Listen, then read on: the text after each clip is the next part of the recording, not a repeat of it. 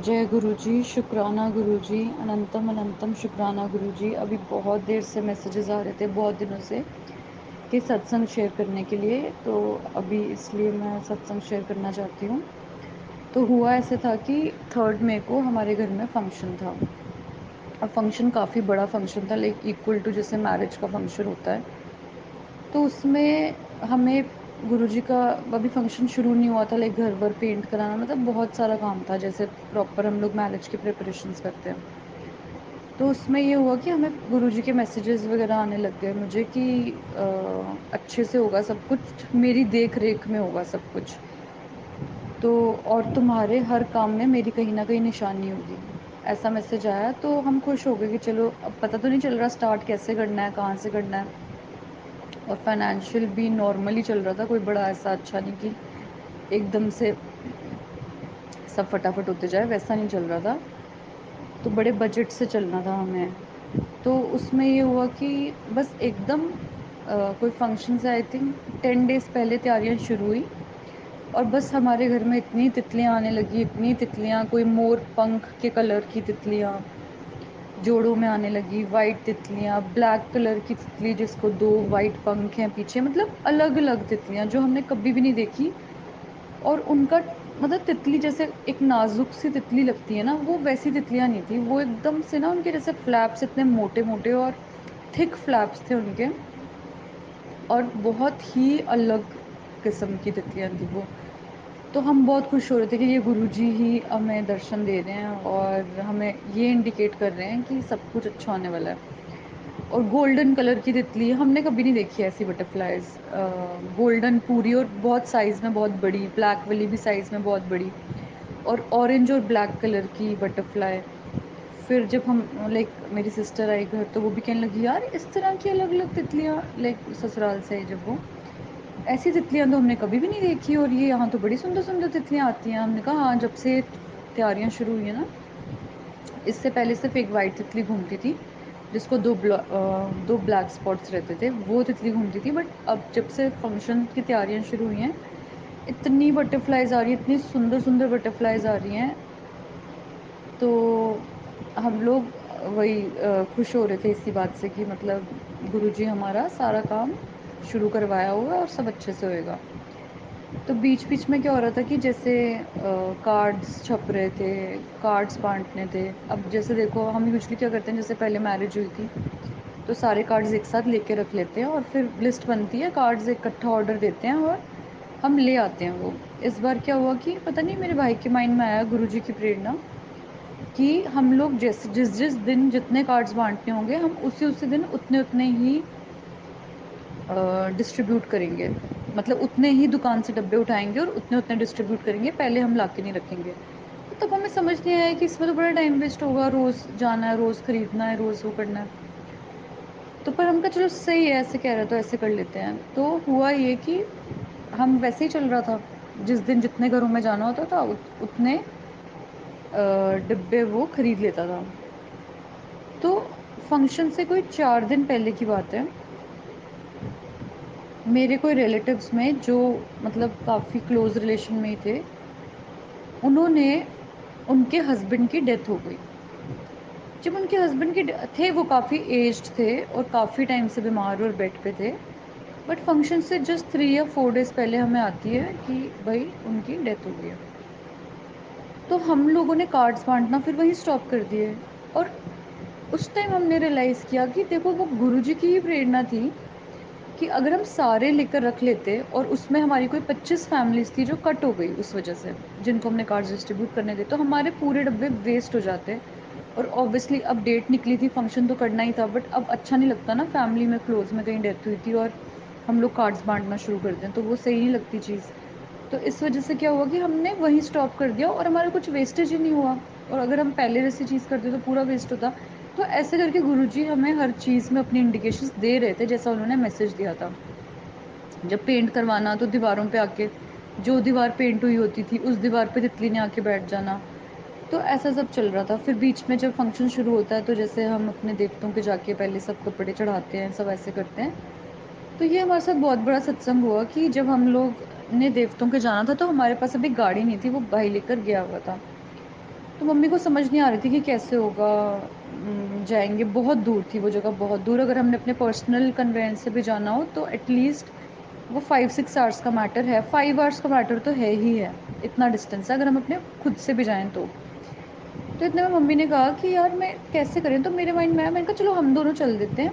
मैं चलती हूँ आपके साथ और हम अर्ली मॉर्निंग 6 बजे निकल जाएँगे। तो फिर भी हम लोग कोई 1-2 बजे तक पहुँच जाएँगे घर पे वापस। तो मम्मी कहते चलो ठीक है फिर। पर हम एज़ यूजुअल वही जो प्लान किया होता है वैसे टाइम से हो नहीं पाता, तो हमें 7 बज गए निकलते हुए। हम निकले, हम एटीएम गए, हमने कैश निकाला। बस एटीएम में गई हूँ तो मुझे गुरुजी की खुशबू आई। तो मैंने कहा मम्मी गुरुजी बिल्कुल साथ में हैं। तो चलो, मतलब सही है सब। हम लोगों की लोकल से जाना था हमने, और हम लोग निकले हैं। और आप मानोगे, जहाँ पे जाना, आना, रुकना, वहाँ ऑब्वियसली कपड़े चढ़ाने, मतलब सब करना, जो 6 आवर्स का मैटर तो मैंने कहा ना है ही है, 5 आवर्स का तो डेफ़िनेटली है, क्योंकि वो रास्ता ही 2 घंटे का है। जब हमने जाना है उसमें 2 ढाई घंटे हमें बाय कार लगने ही लगने हैं, और आने में भी 2 ढाई घंटे लगने हैं, तो 5 घंटे तो लगते, मतलब 5 घंटे से पहले तो वो हो ही नहीं सकता। और अगर वहाँ पे अगर हम फॉर एग्ज़ाम्पल बहुत जल्दी भी करते हैं, 15 मिनट में भी हम सब निपटाते हैं, तो भी हमें 5 एंड हाफ आवर्स, 6 आवर्स तो लगेंगे ना। तो इस हिसाब से मैंने कहा कि 5 तो मस्ट है, और उसके बाद 5 एंड हाफ लेके ही चलो। बट ऐसा हुआ, वो मैंने ना बहुत पहले, कुछ काफ़ी महीनों पहले एक सत्संग सुना था कि कैसे किसी ने का रास्ता गुरुजी ने छोटा कर दिया था, और मैं सोचती यार कैसे होता है ऐसा रास्ता छोटा। पर वो बहुत पुरानी बात थी, और मैं उसी टाइम कहा था जब मैंने ये सत्संग सुना था। उसके बाद तो मैं भूल भी गई थी, बट उस दिन हमारे साथ सेम सत्संग हुआ। हम 7 बजे निकले हैं, और आप मानोगे 2.5 घंटे के अंदर हम उस जगह पे पहुंच के, उस जगह पे हमने चढ़ाया सारा जो चढ़ाना था, और हम घर जब वापस आ रहे थे तो 10 बज रहे हैं, इमेजिन। और अभी हम लोकल से गए हैं, तो लोकल ने 10 जगह पे रुकना भी होता है सवारी उठाने के लिए। और वापसी के टाइम पे जब 3 गाड़ियाँ चेंज करनी पड़ती हैं अगर लोकल से जाओ तो। जब वापसी के टाइम पे हमने तीसरी गाड़ी चेंज करी, तो उसमें लोकल के अंदर इतनी खुशबू गुरुजी की, इतनी खुशबू आने लगी, इतनी ज़्यादा, ऐसे कहो कि जैसे वो पूरी गाड़ी खुशबू से भर गई हो, बट वो सिर्फ़ मुझे और मम्मी को ही आ रही थी। बहुत ज़्यादा खुशबू आई गुरुजी की, और हम हैरान हैं। मैं टाइम देख रही हूँ, मैं हैरान हूँ। मैंने कहा भई ऐसा हो कैसे गया? जो रास्ता ही 2 घंटे का है, 2 घंटे आना-जाना, हम ढाई घंटे में वापस आ रहे हैं और वापस पहुँच गए हैं घर। तो 10 बजे जब हम अपने घर के जस्ट 5 मिनट्स का वॉकिंग डिस्टेंस है जहाँ से हमें लोकल पकड़नी होती है, जब हम चल के जा रहे थे, तो हमने पापा को फ़ोन किया। तो वो कहते हैं अच्छा तो अभी तो पहुँचे होंगे आप, है ना? हमने कहा नहीं, हम तो घर आ रहे हैं, 2 मिनट में घर पहुँचने वाले हैं। तो वो माने ही ना इस बात को, वो कहें ऐसा कैसे हो सकता है? तुमने किसकी लिफ्ट ली ये बताओ? हमने कहा लिफ्ट ली ही नहीं, लिफ्ट किसने देनी थी हमें सुबह 7 बजे? और कोई उस तरफ क्यों जाएगा? वो तो बड़ा डिस्टेंस सी जगह पे है, और वहाँ पे कोई किसी पर्पज़ से ही जाएगा, ऐसे थोड़ी जाएगा। वो माने ही नहीं, हो ही नहीं सकता, हो ही नहीं सकता। इतने में हम घर पहुँच गए। पापा कहे ऐसा कैसे हो गया? हमने कहा देखो गुरुजी ने ही किया है, और आप ये सुनो, गुरुजी के बिना ये चीज़ कैसे हो सकती है? कहते हाँ, वो तो गुरुजी ने ही करा है। बट ना हम लोग इतने ज़्यादा ओवरवेल्म्ड थे कि बिलीव नहीं हो रहा था, और जबकि हमारे ही साथ हुआ था, ये किसी का सुना हुआ नहीं था। और मैं इतनी फ्रेश हूँ, मुझे लग ही नहीं रहा मैंने ट्रैवल करा है, और सेम मम्मी भी, हमें लग ही नहीं रहा था कि हमने ट्रैवल करा है, इतना फ्रेश। तो मतलब ऐसे गुरुजी ने हमारा साथ दिया है। पूरा फंक्शन कैसे पता था हम 3 ही लोग हैं करने वाले सारे, तो फटाफट कैसे होएगी इतनी बड़ी तैयारी।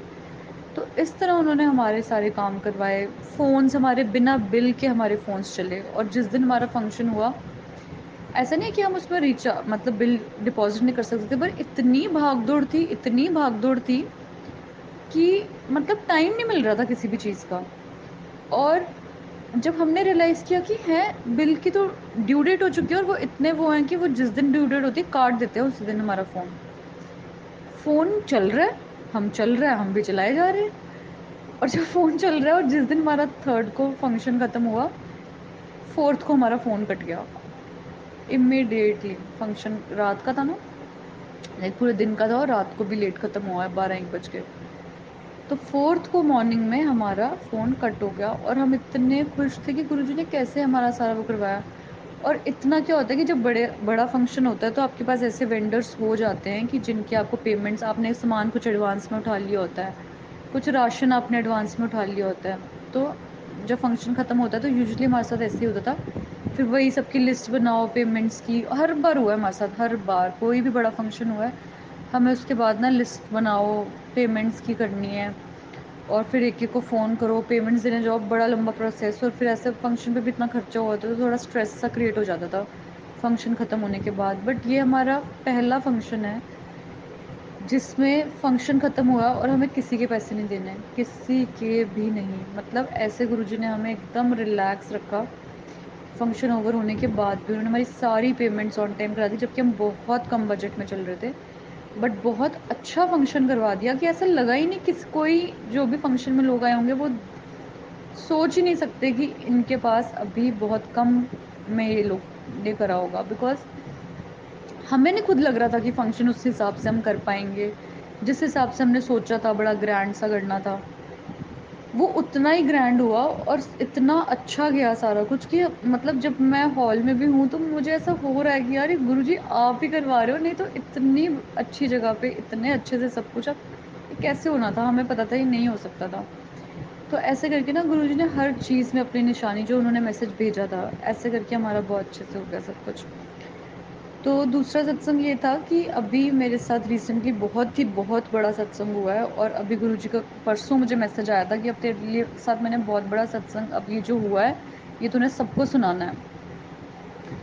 तो होता ये है कि मैं मेरा कोई प्लान नहीं था जॉब का। मेरे को था कि पता नहीं अब मुझे क्या करना, मुझे अपना काम है। अब मैं 6-7 साल से हूँ जॉब में, और अब मेरे जॉब से थक चुकी हूँ, मुझसे नहीं होता है 9 टू 5। और इंडिया में कुछ सैलरी, मैं दुबई में वर्किंग थी, तो जब से इंडिया आई थी तो मैंने कहा यार इंडिया में कुछ सैलरी भी नहीं मिलती मेरा वर्क एक्सपीरियंस के हिसाब से, और ना ही सैलरी पिछले सैलरी पैकेज के हिसाब से सैलरी मिलती है, तो जॉब नहीं मैं करूँगी। मैं ना कुछ अपना काम करूँगी, पर मैं क्या करूँगी मुझे ये नहीं समझ में आ रहा था, अपने काम में क्या। तो मुझे गुरुजी ने एक दिन मैसेज भेजा कि यार कि जो तेरी चीज़ है वो तेरे पास आप चल के आएगी। तो मैंने कहा सही है, फिर मैं क्यों सोचूं, फिर अब गुरुजी हैं हमारे लिए, सोच रहे हैं, कर रहे हैं, खुद कहते हैं वो की टेंशन मत लो मैं हूँ, तो मैंने क्यों सोचना है। मैंने कहा वैसे भी गुरुजी जब से आपसे जुड़े हैं पिछले साल से, हर चीज़ आपको ही सरेंडर कर रखी है कि जैसे आपने करना है, जो आपने करना है, और खुश भी हैं, तब से खुश भी हैं। तो प्रॉब्लम आती है बट महसूस नहीं होती प्रॉब्लम आएगी, ऐसा हो रहा था। तो वो ना मुश्किल टाइम भी इतनी आसानी से निकल जाता है कि समझ में नहीं आता कि कैसे इतनी आसानी से निकल गया। तो वो वैसे ही सोचा कि गुरुजी आपने ही करवाना है, तो आप ही करवाओगे तो सही है। फिर अब आपने खुद ही कह दिया कि जो चीज़ तेरी है वो आप तेरे पास आएगी। तो हुआ क्या कि जहाँ मैं रहती हूँ वहाँ पे भी गुरुजी की, एक किसी के घर में गुरुजी उन्होंने विराजमान, पूरा गद्दी वगैरह उन्होंने रखी हुई है और बहुत अच्छा उन्होंने बनाया हुआ है। तो पता नहीं, मेरे हमने घर में सत्संग किया, तो मेरा दिल करा उस दिन कि मैं उनके घर में जाऊँ गुरुजी के वहाँ दर्शन करने। तो फ़रवरी से प्लान करी थी, नहीं हो पा रहा था, और ये बात अब मैं आपको अप्रैल की सुना रही हूँ। तो मैंने कहा गुरुजी अब ना मेरे को आपके यहाँ पे आज आना ही है। अब चाहे कोई मेरे साथ चले या ना चले, आज मैंने आना है। अब वो बुलावा था इसलिए अंदर से अर्ज बहुत उठ रही थी, मैं चली गई। वहाँ गई, अगले दिन फिर गुरुजी का बुलावा उस घर में, मैं फिर पहुँच गई। तीसरे दिन फिर बुलावा, मैं फिर पहुँच गई। तीनों दिन लगातार गई। तीसरे दिन जब मैं वहाँ से आती हूँ, जैसे ही मैं घर में एंटर करती हूँ तो आगे मेरा भाई बैठा है जो कहता है कि इंटीरियर का करेगी तू कोर्स। मैंने एनरोल कर लिया था, फीस वगैरह सब पे कर दी थी, बट मेरे पास टाइम नहीं है कोर्स लेने का। तो तू, तेरे पास टाइम है तो तू कर ले, इसमें बड़ा अच्छा काम हो जाएगा, अपना तू करेगी फ्रीलांसिंग और अपना घर बैठे काम है।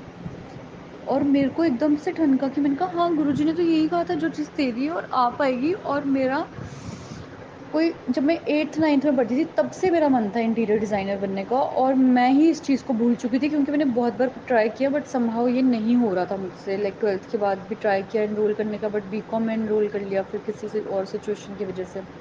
फिर बीकॉम के बाद ट्राई किया, अब इंटीरियर करती हूँ, कुछ मिल नहीं रहा था, अच्छा इंस्टीट्यूट है, समझ में नहीं आ रहा था कहाँ से करूँ। फिर पीजीडीएम कर लिया, करते-करते फाइनेंस में जॉब लग गई, तो फ्लो में चला गया।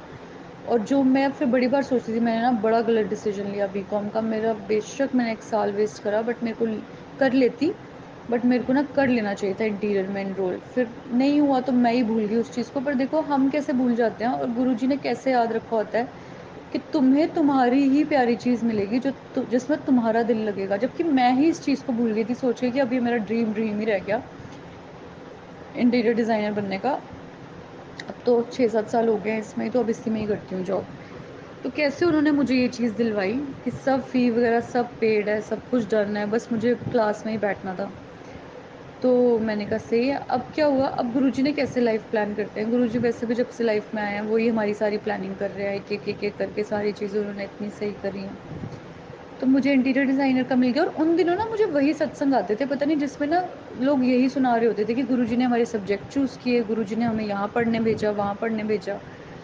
तो मेरे को बहुत वैसे ही सत्संग आते थे ये मेरे साथ होने से पहले। तो फिर जब ये मेरे पास आया ना, मैंने कहा अच्छा इसलिए गुरुजी मुझे ये सुनवा रहे थे। वो कहते हैं ना आप ही के रिलेटेड सुनवाते हैं वो आपको, क्योंकि गुरुजी मेरे भी सब्जेक्ट, और मैं तब सोचती, मैं कहा हाय गुरुजी काश आप मेरे भी सब्जेक्ट चूज़ करते, काश मैं भी होती जब आप थे फिजिकल फॉर्म में, मैं भी आपके पास आके पूछती कि मैं क्या पढ़ाई करूँ।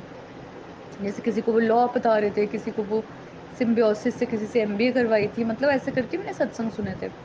तब मैं ऐसा सोचती थी, मैं कहा काश मेरे साथ भी ऐसा होता। पर देखो गुरुजी ने मतलब दिखाया कि फिजिकल फॉर्म में होने की जरूरत नहीं, मैं वैसे भी साथ ही हूँ, और जो डिसीजन मैंने तेरे लिए लेना वो मैंने तेरे को दिखाई देना है कि मतलब कैसे लिया है वो। क्योंकि मैं उनको शुरू में यही कहती थी जब उनका मैसेज आता था कि मेरे कहे इशारे समझ लेना और उस पर चलना, तो मैं कहती इशारे नहीं मुझे समझ में आते, आपको मुझे बताना पड़ेगा कि कैसे होगा, मैं नहीं समझ पाती। और डिसीजन मेकर तो मैं बहुत ही पुअर हूँ, तो डिसीजंस तो मेरे आपने ही लेने हैं सारे। और ऐसा ही हुआ, एक एक डिसीजन उन्होंने ही मेरी लाइफ का अब लेते हैं वो। तो ऐसे मुझे इंटीरियर डिज़ाइनिंग मिली और मैं बड़ी खुश। तो अब मैं पढ़ने शुरू कर दिया अपना, पर गुरुजी को पता था कि ऑब्वियसली अब जब तक ये प्रॉपर सीखेगी, सीखने के बाद अपना काम शुरू करेगी, तो ये टाइम कंज्यूमिंग तो एटलीस्ट 3-4 मंथ्स तो इसको लगेंगे, बिकॉज मैं सॉफ्टवेयर सीख रही थी, कुछ कुछ सॉफ्टवेयर्स में एनरोल करा हुआ था। तो 3-4 महीने तो इसको हैंड्स ऑन होने में 6 मंथ्स तो लग जाएंगे, बट तब तक पैसे भी तो चाहिए सेविंग्स के लिए। तो हुआ कि अब जॉब करने का और दिल्ली आने का मेरा कभी दिल ही नहीं था। मैं दिल्ली में रही थी एमबीए के टाइम पे, मुझे दिल्ली पसंद ही नहीं था, पता नहीं फॉर सम रीज़न, कोई स्पेसिफिक रीज़न नहीं है, बट फॉर सम रीज़न मैं यहाँ पे किसी से कनेक्ट ही नहीं कर पाती थी, यहाँ के लोगों से, जगह से, पता नहीं क्यों नहीं।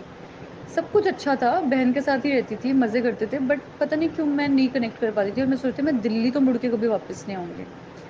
तो होता ही हुआ है कि मैं कहती तो वही, अब गुरुजी ने ना मेरा सेविंग्स वाला मैटर्स ठीक करना था, तो हुआ ये कि मेरे माइंड में ना आना शुरू हो गया कि क्या करूं, तब तक साइड बाय साइड जॉब कर लूं और वीकेंड्स में पढ़ लिया करूंगी, और 4-6 महीने अपना हैंड्स ऑन होके फिर इंटीरियर का अपना फ्रीलांसिंग का काम खोल लूंगी, तब तक मैं जॉब कर लेती हूँ। मुझे बड़ी ऐसे अर्ज आने लग गई जॉब की।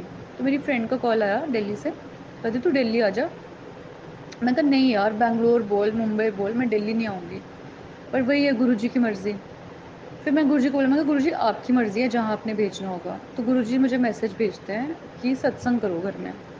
मैंने कहा मम्मी गुरुजी ने ना सत्संग का मैसेज भेजा। मम्मी कहते ठीक है कल सुबह करते हैं हम। और फिर ना मैं रात को सो गई, सुबह करना था, रात को सोई तो एक्चुअली नहीं, जिस दिन ये मैसेज आया मम्मी कहते कल करते हैं, तो अगले दिन सत्संग हुआ नहीं। जब सत्संग हुआ नहीं तो मैंने कहा मम्मी आज सत्संग करना था। मम्मी कहते हाँ पर आज मेरा फास्ट भी था, तो नहीं कर पाए हम, चल कल करेंगे। मैंने कहा यार चलो अब गुरुजी का हुक्म था, चलो ठीक है कल करेंगे। तो मैं ना सो गई, 8 बजे ही सो गई उस दिन। मैं थोड़ा नहीं ठीक लग रहा था, ऐसा लग रहा था कि यार जॉब करनी कैसे स्टार्ट होगा सिलसिला।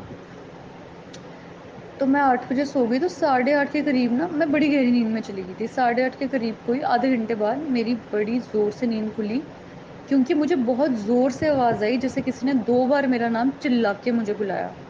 और मैं ना झटके से उठी, मैंने देखा मेरा तो कमरे लाइट ऑफ है, कोई है ही नहीं। मम्मी इतने में 10 मिनट में अंदर आते। हम गए तू सोई नहीं? मैंने कहा मैं तो बहुत गहरी नींद में सोई थी, टाइम क्या हो रहा है? कहते 8:30। मैं कहा मेरा नाम किसी ने बहुत ज़ोर से चिल्लाया है, 2 बार चिल्लाया है। मम्मी कहते नहीं यहाँ किसी ने तेरे को आवाज़ नहीं लगाई। मैंने कहा पता नहीं क्या हुआ। फिर थोड़ी ना जैसे ना अनकंफर्टेबल सा लगने लग गया मुझे। तो अनकंफर्टेबल पता नहीं क्यों, ऐसे बेचैनी जैसे जिसे बोलते हैं, वो होने लगी, तो नींद नहीं पड़ी दोबारा। तो जब भी मुझे ऐसा होता है तो मैं सत्संग ही यूट्यूब पे लगा के सुनती हूँ। तो मैंने जैसे ही सत्संग खोला तो उसमें क्या सत्संग आता है कि हमें पैसे की कमी थी और गुरुजी ने कहा सत्संग करो। और गुरुजी ने कहा, और जब सत्संग की डेट आई तो वो 16 डेट आई, और 6+1 7। और हमने उस दिन सत्संग किया और हमारी उसी दिन हमारा जॉब का हुआ, और हमारे आज दिन तक कभी पैसे की कमी नहीं हुई। और मैंने उसी दिन डेट देखी 15th, मैंने कहा अरे कल तो 16th है और गुरुजी ने मुझे यही सुनवाया, और 6+1 7। और प्लस पैसे की कमी यहाँ भी चल रही है। तो मैं एकदम से मैंने कहा मम्मी कल तो गुरुजी का वो पूरा इंडिकेशन आ गया कि 16 तारीख ही कल पड़ रही है और हमें कल सत्संग करना है। मम्मी कहते हैं हाँ अब तो कल से पक्का करना है। तो उसके बाद मुझे गहरी नींद भी आ गई। मतलब ऐसा कहो वो बेचैनी कहो जो करवाई गुरुजी ने ही करवाई। नाम मेरा जो आवाज़ क्योंकि मैं उठती नहीं क्योंकि गुरुजी ने मुझे वो सत्संग सुनवाना था, इस वजह से ये चीज़ें हुई। और मैं उसके बाद सो गई मज़े से। अगले दिन हमने सत्संग किया, शाम को सत्संग किया। तो रात को मैंने ऐसे मम्मी को बोला कि मैंने आना है जॉब के लिए, दिल्ली चाहती हूँ मैं। पायल कह रही है कि मेरी फ्रेंड है वो कह रही है कि आपका इंटरव्यूज़ वॉक इन स्टार्ट हो गए हैं तो तू अभी आ जा। तो मेरा अब मन कर रहा है पता नहीं फॉर सम रीज़न कि मैं दिल्ली जाने का मन कर रहा है। तो मम्मी कहते हैं अब देख पैसे तो मेरे पास है नहीं, चलो आप गुरुजी करेंगे। मैं कहा चलो ठीक है फिर, गुरुजी की मर्ज़ी, जो उन्होंने करना होगा जैसे। हम सो गए आराम से। अगले दिन सुबह मम्मी लोग कहीं जा रहे थे, मैंने भी जाना था पर मैंने पता नहीं क्यों सुबह मेरे मन में आया नहीं मुझे नहीं जाना। मैंने कहा मम्मी मैंने नहीं जाना, आप लोग चले जाना, 2 दिन रह के वापस आ जाना, मैं 2 दिन यहाँ अकेली रह लूँगी। मम्मी कहते ठीक है। इतने में हमारे घर में कोई आता है, कोई बहुत अच्छा नोन हमारा, वो सडनली आया घर में। सुबह सुबह का ही टाइम था, आई थिंक 10 साढ़े 10। तो इतने में ना वो कहने लग गए कि पिछले हफ्ते आपने कहा था आपके इंटरव्यूज़ वगैरह स्टार्ट हैं तो आप गए नहीं। मैंने कहा गए नहीं क्योंकि मैंने उनको ऐसे इशारा किया कि भाई पैसे का थोड़ा नहीं बन रहा था तो नहीं गए। तो इतने वो कहती हैं तो मुझसे ले लो। मैंने कहा नहीं नहीं ऐसे कैसे आपसे ले लो। तो उन्होंने इमीडिएटली मुझे 5000 निकाल के दे दिया और उन्होंने कहा आप जाओ और हो सकता है मेरे मुंह से यहाँ गुरुजी ने ही निकलवाया हो, मुझसे ले लो। तो ये मैं नहीं दे रही, आप ऐसा समझो ये गुरुजी आपको दिलवा रहे हैं मुझसे। तो मैं लेने में बहुत हेजिटेट कर रही थी, मम्मी भी। फिर उन्होंने बोला कहते आपको पता है आज मैंने नहीं आना था आपके घर में, मैं आज कहीं और जा रही थी, मैं घर से निकली और इतने में मुझे उनका कॉल आता है कि आज मत आना, आज घर में गेस्ट आ रहे हैं, कल आना। कहती मुझे समझ नहीं आया मैं कहाँ जाऊँ। मैंने कहा चलो मैं मार्केट हो आती हूँ। बट पता नहीं क्यों पैर आपके घर वाली तरफ चलना शुरू। फिर मैं गेट पे पहुंच के भी हेजिटेट किया बट फिर मैं आ ही गई अंदर। तो मुझे ऐसा लग रहा है गुरुजी ने मुझे ही भेजा ही है आपके लिए, आपका ही काम होना था शायद। क्योंकि अभी भी मुझे बैठ के ऐसा लगा कि मैंने अपना टाइम वेस्ट क्यों किया यहाँ के, मैं मार्केट का काम कर लेती। तो मुझे ऐसा लग रहा है आपके काम के लिए ही गुरुजी ने मुझे यहाँ भेजा है, वो भी गुरुजी को मानते हैं। तो मैंने कैशली इमीडिएटली टिकट करवाई, फ्राइडे मॉर्निंग में दिल्ली पहुँच गई। फ्राइडे को गुरुजी ने बड़े मंदिर बुलाया, सैटरडे बुलाया, संडे बुलाया, मंडे बुलाया, लगातार 15 डेज रोज़ बुलाया। और मैंने ऐसे एक दिन आई थिंक मंडे का दिन था, अभी मेरा फ्राइडे सैटरडे फोर्थ डे था दिल्ली में। तो मैंने बोला गुरुजी मैं ना 1 हफ्ता देखूंगी यहाँ पे, और अगर इस 1 हफ्ते में मेरी जॉब लग गई तो सही है, और अगर मेरी जॉब नहीं लगी तो मैं घर वापस चली जाऊंगी। मैं ये बोलने की देर थी बस, तो मैंने फ़ोन खोला, आगे मैसेज मिलता है अब पीछे मुड़ के नहीं देखना, अब मैंने तुझे न्यू लाइफ ब्लेस करनी है। मैंने कहा चलो गुरुजी ने ये जवाब तो दे दिया कि घर तो नहीं जाना एटलीस्ट। मैं बड़ी खुश कि चलो गुरुजी मुझे हर चीज़ में मेरे साथ हैं और हर चीज़ में कैसे मेरे को जवाब दे देते हैं। तो एटलीस्ट मुझे ये पता चल जाता है कि नेक्स्ट स्टेप मतलब मुझे क्या नहीं करना है और क्या करना है वो बता देते हैं वो अपने वेज में। उसके बाद ये होता है कि मेरा मंडे को एक जगह पे इंटरव्यू हुआ। वहाँ पे उन्होंने मुझे इंटरव्यू हुआ ही नहीं मेरा, उन्होंने मेरा प्रोफाइल मिसमैच बोला और मुझे घर वापस भेज दिया। पर वहाँ पे एक लड़की से मेरा नंबर एक्सचेंज हुआ था जिसने मुझे कहा था अगर और जॉब्स आएंगी कहीं अच्छी जगह तो मैं आपको वहाँ पे ज़रूर रेफ़र करूँगी। तो मैं घर आ गई थोड़ी सी ऐसे, मैंने कहा क्या यार इतनी दूर गए भी हुआ है, चल ठीक है गुरुजी की मर्ज़ी है। तो मैं खुश हूँ, पर मेरे को मायूसी नहीं हो रही थी, अंदर से मैं खुशी थी। फिर अगले दिन ही क्या होता है, मेरे को सेम कंपनी से कॉल आती है कि भाई आपके डोमेन में फ्राइडे की मतलब निकली हैं वैकेंसीज, आप आ जाओ। और वो नहीं निकलने का चांस था क्योंकि उन्होंने मंडे को ही कह दिया था कि हमारी इसी डोमेन में है और नेक्स्ट टू नेक्स्ट मंडे भी इसी डोमेन में निकलेगी। तो आपका मिसमैच होता है। तो मेरे को बड़ी हैरानी हुई कि कैसे ट्यूसडे को उन्होंने मेरा करवा दिया, मेरी कॉल करवा दिया कि भाई आपके डोमेन में है और आ जाओ। मैंने कहा भाई ये तो गुरुजी ने ही करवाया। मैं जाती हूँ फ्राइडे को इंटरव्यू देने, वहाँ पे एचआर राउंड ही नहीं हो रहा था। एचआर राउंड ना हो, सीधा मैनेजर राउंड था। मैनेजर ने क्वेश्चंस पूछना शुरू किया, मुझे एक नहीं आया आंसर, दूसरा नहीं आया, तीसरा नहीं आया, चौथा नहीं आया। चौथे के बाद वो कहता है ठीक है। मैंने कहा गुरुजी क्या कर रहे हो, इसको रोक दो यहीं पे, मैं नहीं आंसर कर पा रही इसका कुछ भी। तो उसने में ही कहता है ठीक है आप बाहर वेट करो, HR will let you know. 25 to 30 लोग थे जिसमें से 7 सेलेक्ट हुए और उसमें मेरा नाम था। अभी कौन कर सकता है। और उसके बाद जब सीनियर मैनेजर का राउंड हुआ तो उसने लिटरली ये बोला कि आपका मुझे फीडबैक मिला है मैनेजर से कि the interview was very good. How come? कैसे हो सकता है इंटरव्यू गुड जब मैं खुद कह रही हूँ कि मैंने एक भी टेक्निकल क्वेश्चन का आंसर सही नहीं दिया था और मेरा सिलेक्शन हो गया। मतलब मेरे लिए ये ऐसे हो गया कि गुरुजी ने जैसे साक्षात आके मुझे जॉब दी हो। तो वहाँ पे अभी डॉक्यूमेंटेशन प्रोसेस स्टार्ट ही होना था। अब गुरुजी को आगे का भी पता था कि इसने भी थोड़ी सीवी में गड़बड़ कर रखी थी। मैंने एक्चुअली गैप को फिल कर दिया था किसी फॉर्म के साथ और फॉर्म का डॉक्यूमेंट वहाँ चलता नहीं था उस कंपनी में। तो गुरुजी ने थोड़े ही टाइम पे मुझे एक और, जिस लड़की से मेरा नंबर एक्सचेंज हुआ था ना मंडे को, उसकी मुझे कॉल आ गई कि भाई आपका इंटरव्यू है। वो भी बहुत अच्छी कंपनी थी। तो ऐसा मुझे लगा कि नहीं, मंडे को भी गुरुजी ने मुझे किसी कारण से ही वहाँ भेजा था क्योंकि आगे उस लड़की के साथ नंबर एक्सचेंज होना था और यहाँ इंटरव्यू लाइन होना था। यहाँ भी इंटरव्यू हो गया मेरा 5 मिनट का, फटाफट, कुछ पूछा ही नहीं। जबकि जिन कंपनी से मुझे कॉल आई थी डीप नॉलेज वाले लोगों को रखती है, लाइक कि बहुत बड़े बड़े कैप्टिव यूनिट्स हैं, ये ऐसे नहीं लेते कैंडिडेट्स। तो उसने भी कुछ नहीं पूछा, 5 मिनट्स लिया और इंटरव्यू ख़त्म। इतने में क्या होता है, 31 मई का डे था। हम लोग सुबह 6 बजे मेट्रो ली, हम लोग मंदिर पहुंच गए क्योंकि यही सुना था बहुत रश होगा, तो फटाफट हम पहुंच गए। इस चक्कर में घर आए। वो हुआ ये था, वो हमारी मर्जी नहीं थी। वो कहते ना गुरुजी टाइम डिसाइड करेंगे कब आना है, कब आपको वहां से वापस भेजना है। तो गुरुजी ने ही वो 6 बजे हमारा करवाया है ना, मेट्रो वो हमने पकड़ी, हम निकल गए। तो जैसे ही मैं घर 12:30, अब हमारा बड़ा दिल था रुकने का वहां पे, क्योंकि हमें वो पूरा जो उसके बाद सिंगर्स ने आना था, हमें सब सुनना था। बट वो उस दिन कह रहे थे कि आप ना यहाँ नहीं खा सकते, बहुत रश पड़ रहा है, आप कहीं से खा के आ जाओ वापस। अब हमें जगह ना मिले कि हम प्रसाद कहाँ पे खाएं, जबकि लोग खा रहे थे वहां पे। बट एक पता नहीं क्यों हमें ही लोग टोके जा रहे थे। टोक नहीं रहे थे एक्चुअली, आराम से मना कर रहे थे कि नहीं आंटी यहाँ मत खाओ, आप प्लीज घर जाके खा लो या ऐसे कर लो। मैंने कहा यार सब तो खा रहे हैं, ये हमें क्यों रोक रहे हैं? बस वो इसलिए रोक रहे थे क्योंकि गुरुजी को ये पता था कि तेरा आज इंटरव्यू को लाइन कराना है मैंने, और अगर आज तू घर नहीं पहुंची तो तेरा इंटरव्यू कैसे होगा। तो लास्ट में ना मेरे ऐसे, मैंने कहा क्या यार, मुझे रहना था यहाँ। अब चलो कोई बात नहीं, वैसे भी गुरुजी कहते हैं कि जो सेवादार कह रहे हैं वो गुरुजी कहलवा रहे हैं, उनकी बात माननी चाहिए। तो बेशक सब खा रहे हैं पर हम नहीं यहाँ खाएंगे, क्योंकि उन्होंने हमें खुद से सामने से आके बोला। हम घर आ गए। घर आए, हमने बस बैठे हैं, मुझे कॉल आ जाती है इंटरव्यू की। और आप मानोगे, मुझे एचआर की कॉल आती है और उसने मुझे लिटरली कहा तुम्हारा 10 मिनट के बाद इंटरव्यू है, तुम ना कि जितना पढ़ सकती हो 10 मिनट में पढ़ लो, क्योंकि इंटरव्यूज इतने टफ हो रहे हैं। बिकॉज कैंडिडेट्स बहुत ज़्यादा हैं, वैकेंसीज बहुत कम, और इतने अच्छे अच्छे कैंडिडेट्स रिजेक्ट हुए हैं कल की, हम खुद हैरान हैं। तो प्लीज़ तुमसे कुछ एक्सपेक्टेशंस है, तुम प्लीज़ अच्छे से देना और ना पढ़ लो। मैंने कहा ये क्या बोल रहा है, 10 मिनट में मैं कैसे पढ़ लूँ इतना सारा कुछ। चलो गुरुजी देखेंगे, मेरे को नहीं पता। तो मैंने 10 मिनट में इंटरव्यू स्टार्ट होता है और आप मानोगे मैनेजर ने मुझसे कुछ पूछा ही नहीं। उसने बस मुझसे ये पूछा, give your introduction and keep it very short, that's it, interview over. मैंने एचआर को कॉल किया, वो हैरान, कहता इंटरव्यू नहीं हुआ, कैसा इंटरव्यू हुआ ये, कितनी देर का था? मैंने कहा 1 मिनट हार्डली, उसने सिर्फ इंट्रोडक्शन ली और बात खत्म कर दी उसने।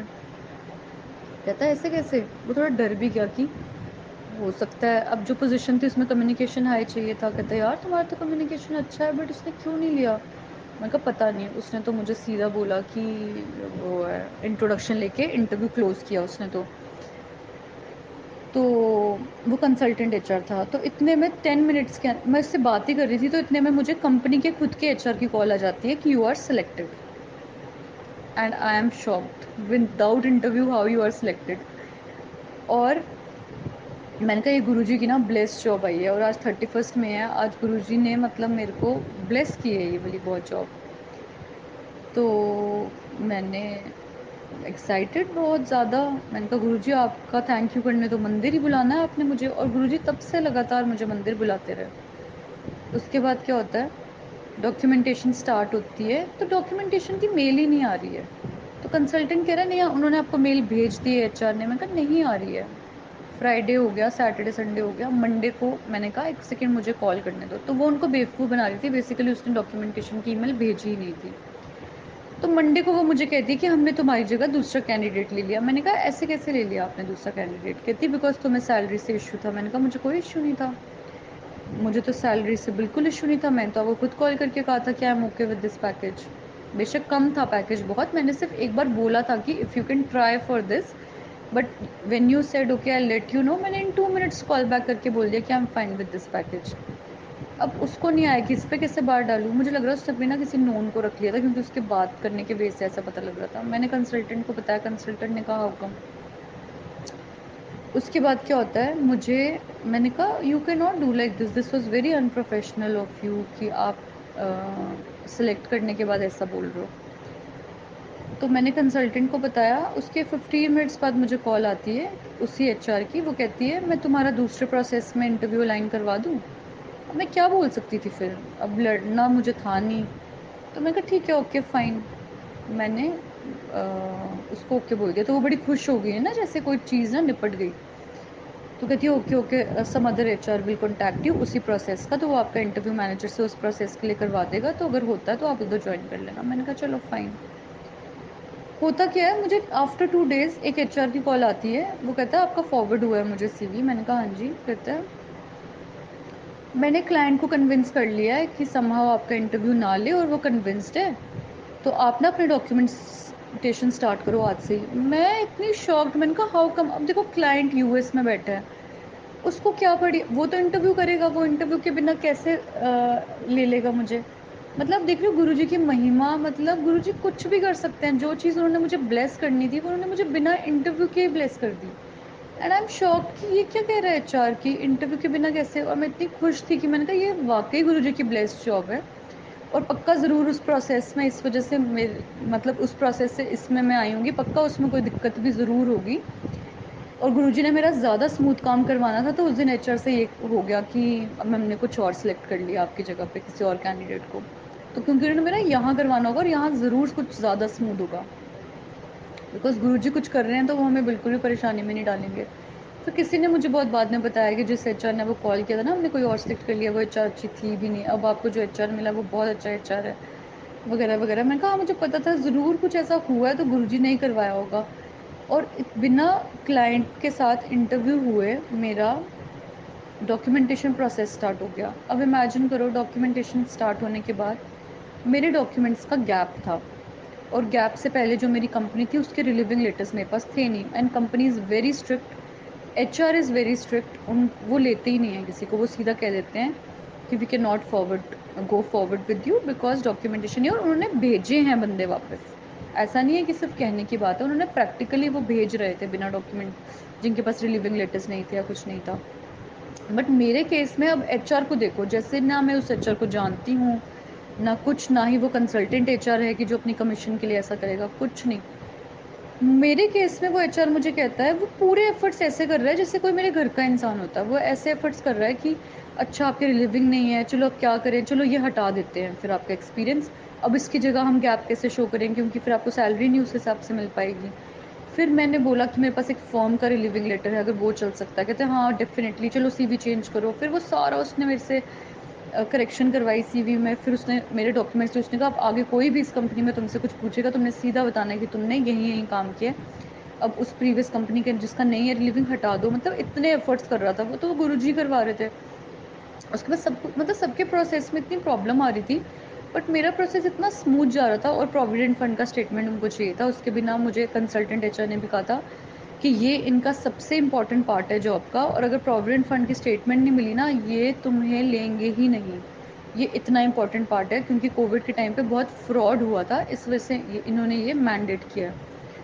और मेरी फ्रेंड का भी प्रोसेस चल रहा था, और वो मुझे खुद बता रही थी कि डॉक्यूमेंटेशन तो ऐसे करवा रहे हैं जैसे कोई गवर्नमेंट जॉब हो। मुझे इन लोगों ने दिन में 10-10 कॉल्स आते हैं, और मेरे साथ ये कैसा नहीं हो रहा था। मुझे सिर्फ एक कॉल आई, उसकी खुद ही करी, खुद ही वो एफर्ट्स करे उसने, कैसे करेक्शन क्या करना है, खुद ही आगे वाले एचआर से बात कर ली, जबकि वो कंपनी का एचआर है, और वो सीधा मना कर रहा था। सबको सबको मना कर सकते थे, आराम से कर रहे थे, तो मुझे भी कर सकते थे, पर नहीं, मेरे लिए वो एक्स्ट्रा एफर्ट्स लगा रहा है।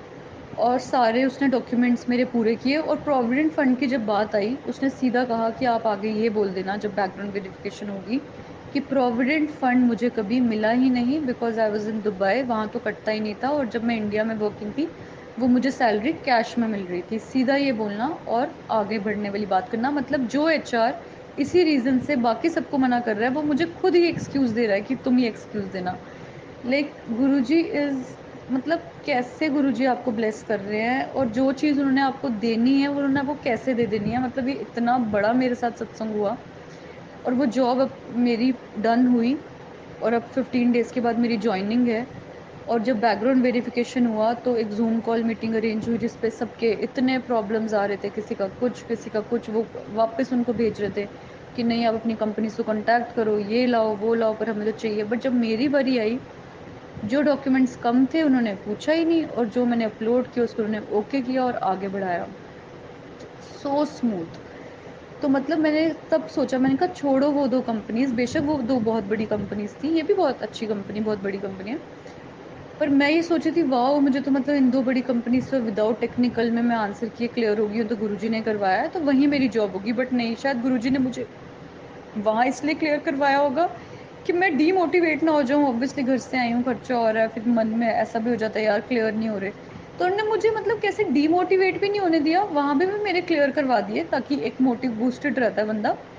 और जॉब उन्होंने मुझे बस बेसिकली यही वाली ब्लेस करनी थी, बट वो कहते हैं ना मेरी टाइमिंग से, वो टाइमिंग उन्होंने 31st की रखी थी, 31st मई को करनी थी।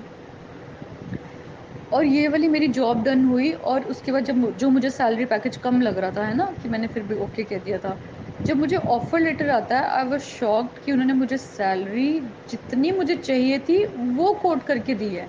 जबकि डन उन्होंने मुझसे सैलरी डिस्कशन में क्लोज उन्होंने मुझसे वो कम वाले पैकेज पे ही करा था। बट जब मेरी सैलरी का जब मेरा ऑफर लेटर आया है तो उस पे वो सैलरी कोटेड है जो मैं चाहती थी कि मुझे मिले। मतलब ऐसे गुरुजी आपके लिए क्या कर देते हैं। और अब मुझे ये हो गया, मैंने कहा ये तो गुरुजी आपकी बिल्कुल ब्लेस्ड जॉब है, ये तो मैं तब तक नहीं छोड़ने वाली हूँ जब तक आपका नहीं आगे से हुक्म होता है या आपकी कोई प्लानिंग नहीं आती कि अब यहाँ से वहाँ जा, तब तक तो मैं यहीं पे ही रहूँगी। और बहुत अच्छा उन्होंने मुझे डेजिग्नेशन दिलवाया सब कुछ, और बिना इंटरव्यू के, बिना मेरी डॉक्यूमेंट्स के इतने प्रॉब्लम्स थे उसके, मुझे ये जॉब ब्लेस की। अनंतम अनंतम शुक्राना गुरुजी आपका, मतलब जितना शुक्राना करूँ उतना कम है। तो अब मुझे उन्होंने कल ही मैसेज भेजा है कि घर में बड़ा सत्संग करना है और बड़े मंदिर से स्वरूप लेके जाना है और फिर सत्संग करना है घर पे। तो मतलब अब मैं ट्यूसडे को घर जाने वाली हूँ सत्संग करने के लिए। तो ये ऐसे गुरुजी ब्लेस करते हैं, मतलब जो उन्होंने किया था बस यही होता है कि वो पहले पेशेंस, बिल्कुल पेशेंस टेस्टिंग तो बिल्कुल होती है, बट उसके बाद वही कहते हैं जब देना शुरू करते हैं ना ऐसे, मतलब कैसे दे दिया इतना इजीली, मुझे समझ में नहीं आया। मुझे लगा था मैं तो कुछ भी बेयर नहीं किया, जो मैं सोच रही थी 4 साल से मैं जॉबलेस हूँ, मैं क्या करूँ कहाँ। उन्होंने मुझे मेरा ड्रीम वो भी दे दिया, जॉब इंटीरियर डिज़ाइनिंग का। और जब तक मैं वहाँ पे अपना काम खुद स्टैंड करूँ, तब तक मुझे इतनी अच्छी जॉब भी दे दी ताकि मैं अपने अच्छे से सेविंग्स कर पाऊँ। अब हाफ वीक इसमें वर्क फ्रॉम होम होगा, हाफ वीक घर ऑफिस जाना होगा, तो मैं आराम से अपनी पढ़ाई कर सकती हूँ, बिकॉज वर्क फ्रॉम होम है तो आप इजीली पढ़ सकते हो। तो ऐसे करके मतलब हर चीज़ का उन्होंने ध्यान रखा है कि पढ़ भी सके ये, और पूरा घर भी ना बैठे, फिर पूरा घर बैठ के भी मुझे थोड़ा सा डल फील होता था। तो हाफ मुझे वर्क फ्रॉम ऑफिस दे दिया, हाफ वर्क फ्रॉम होम, अपना इंटीरियर भी दे दिया। चलो जी, मेरा करियर एकदम सेट कर दिया उन्होंने। बिल्कुल मुझे लगता है बस एक ब्लिंक में उन्होंने मुझे इतना कुछ दे दिया। थैंक यू सो मच गुरुजी, शुक्राना, अनंतम शुक्राना गुरुजी, अनंतम अनंतम शुक्राना। सबको ऐसे ही ब्लेस करना, और सबको सबको शुक्राना। संगत जी, आपने मेरा सत्संग सुना, बहुत बहुत शुक्राना।